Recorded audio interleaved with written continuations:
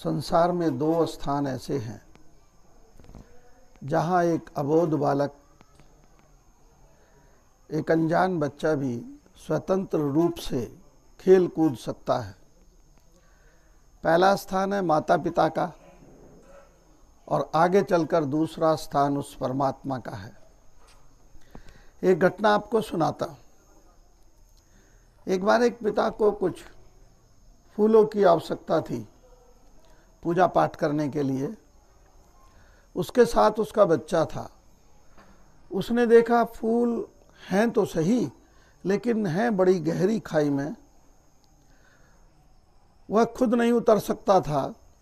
उसने अपने बच्चे को रस्सी के सहारे नीचे उतारा और बच्चे को कहा, नीचे रस्सी के सहारे उतर जाओ, फिर मैं बाद में आपको खींच लूँगा, वहाँ से फूल लेकर आओ। बच्चा उसी आशा के साथ नीचे उतरा। फूल उसने चुनने शुरू किए। कुछ समय ज़्यादा लगा तो पिता को चिंता होने लगी, न जाने खाई में कैसा होगा मेरा बच्चा। कुछ देर बाद जब उसने फूल अपने पूरे चुने लेकर के आया, इशारा किया और उसने ऊपर रस्सी को खींचा। बच्चा जब ऊपर आया तो पिता के माथे पर तो चिंता की रेखा थी, लेकिन बच्चा पूरी तरह से हंस खेल रहा था। बच्चे के चेहरे पर कोई शिकन नहीं थी। क्यों? क्योंकि बच्चे को मालूम था कि इस समय मेरी रखवाली मेरे पिता कर रहे हैं। आपने देखा होगा, छोटे बच्चे अबोध बालक को भी माता पिता जब गोद में लेकर उछालते हैं तो वह फिर भी खिलखिलाकर हंसता रहता है।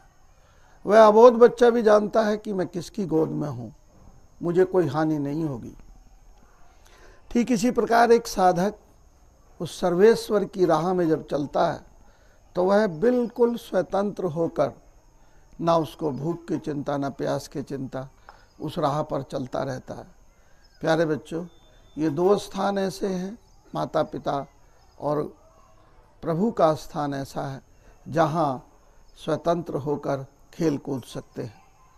इसलिए सदा अपने माता पिता और उस परमेश्वर का, जिसने हमको ये शरीर दिया है, उसका सदा आदर करना चाहिए। Thank you so much.